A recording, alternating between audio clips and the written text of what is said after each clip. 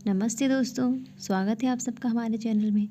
हाजिर हूँ फिर से एक नई कहानी के साथ। कहानी सही इलाज। रात के 12:30 बजे दरवाज़ा खुलने की आवाज़ सुनकर बुजुर्ग उषा जी ने उसी ओर देखा तो सामने बेटा सुमित और बहू नेहा अंदर की ओर आ रहे थे।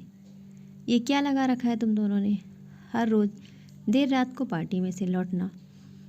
मैं बूढ़ी यहाँ सारा घर का काम करती रहती हूँ और तुम्हारे बाबूजी को बाहर जाकर सब्जी दूध लाना पड़ता है। मैं कुछ कहती नहीं कि ये हो जाता है। कभी कभार तुम दोनों ने अति ही कर दी।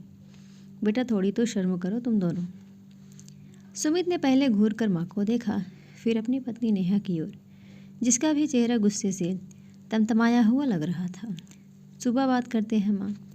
इतना कहकर सुमित पत्नी नेहा को लेकर अंदर कमरे में चला गया और बंद कमरे में कपड़े बदलते हुए अंदर से आवाज़ें आ रही थी।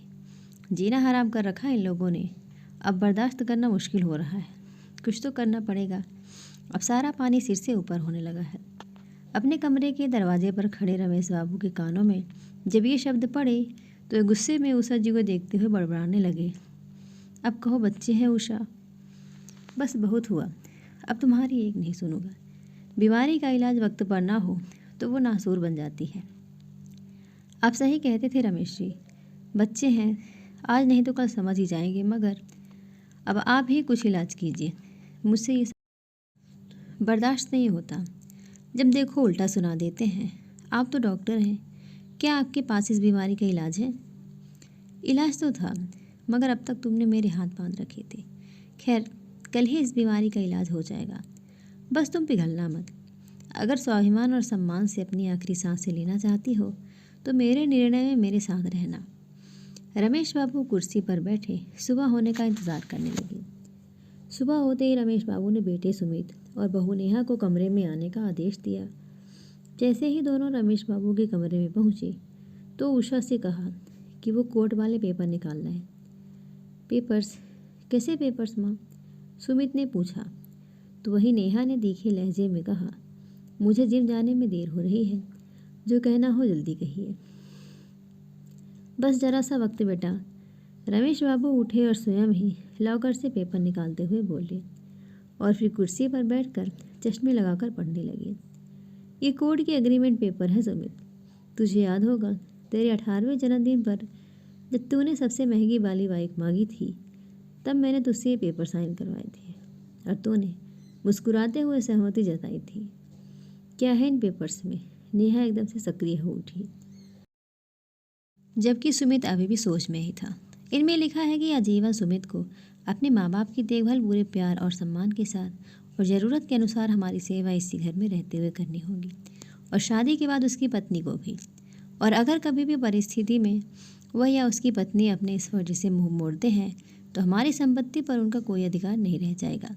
और इतना ही नहीं, सुमित को डॉक्टर बनाने में जो लाखों का खर्चा हुआ था हमारा, वो भी सुमित को पूरे सूद समेत वापस करना पड़ेगा और अपनी पत्नी के साथ वापस चले जाना पड़ेगा। इतना पढ़कर रमेश बाबू ने पेपर को फोटोकॉपी नेहा के हाथ में थमा दी और कहा, बेटा अभी जिम जाने में देर हो रही थी ना तुम्हें, तो हुआ आओ जिम, फिर आराम से पढ़ लेना। नेहा के तो जैसे होश ही उड़ गए थे। मगर पापा जी, माँ जी, आप हमारे साथ ऐसा कैसे कर सकते हैं? मतलब इतना पैसा और हम कहाँ जाएंगे? सुमित थोड़ा हकलाते हुए बोला। क्यों? रात को तो तुम कह रहे थे कि पानी सिर से ऊपर कुछ करना पड़ेगा। एक्स्ट्रा एक्स्ट्रा क्या हुआ? पापा वो, सुमित नेहा को देखकर बोला। हाँ पापा, हमें माफ़ कर दीजिए।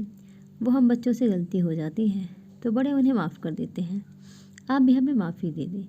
नेहा थोड़ा सा धीमी आवाज़ में सिर झुकाकर बोली। बेटा जख्म जब लाइलाज हो जाए तो उसे काटना ज़रूरी हो जाता है। ये बात हम दोनों डॉक्टर होने की हैसियत से बखूबी जानते हैं। क्यों सुमित, सही कहा ना मैंने? खैर, अगर आगे से जिम्मेदारी और सावधानी बरतने का वादा करो तो कुछ ही समय में दूसरी इलाज देने की परमिशन दे सकता हूँ। जैसे कि आज से, बल्कि अभी से रसोई घर तुम्हारे जिम्मे और बाहर के सामान वगैरह जिम्मेदारी तुम्हारी सुमित। हाँ, यदि तुम दोनों अच्छे से अपनी जिम्मेदारियों को निभाने लगोगे तो हम दोनों भी तुम्हारी मदद करते रहेंगे। वरना एक और वसीयत तैयार की हुई है जिसमें हमारे बाद ये सब अनाथ आश्रम को। नहीं पापा जी, हम दोनों अपनी अपनी जिम्मेदारियों को बखूबी निभाएंगे। सुमित और नेहा एक साथ बोले। ठीक है, तो शुरू हो जाओ। रमेश बाबू ने जैसे ही कहा, नेहा तुरंत रसोई घर की ओर नाश्ता बनाने के लिए दौड़ी, तो वहीं सुमित थैला लिए दूध लाने। रमेश बाबू जहाँ पाँवों को हिलाकर मुस्कुराते हुए उषा जी की ओर देख रहे थे, वहीं उषा जी भी मुस्कुराने लगी थी। आखिर देर से ही सही, आज उन्हें बीमारी का सटीक इलाज जो मिल गया था। दोस्तों, कहानी आपको कैसी लगी ज़रूर बताइएगा। लाइक करिएगा, चैनल पर नए हैं तो चैनल को सब्सक्राइब करिएगा। धन्यवाद।